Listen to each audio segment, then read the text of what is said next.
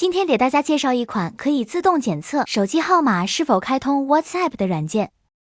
在使用之前，需要先进行扫描登录，点击按钮一步一步执行，可登录多个账号自动轮询使用。登录完成后，点击按钮，我们可以选择导入本地文件，也可以选择让软件自动生成。下面演示导入 Excel 文件数据。导入成功后，设置验证项目，设置随机等待时间。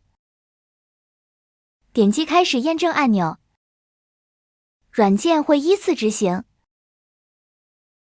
所见即所得，由于时间关系，我们的演示就到这里。最后将结果导出即可。软件可直接下载试用，感谢您的观看。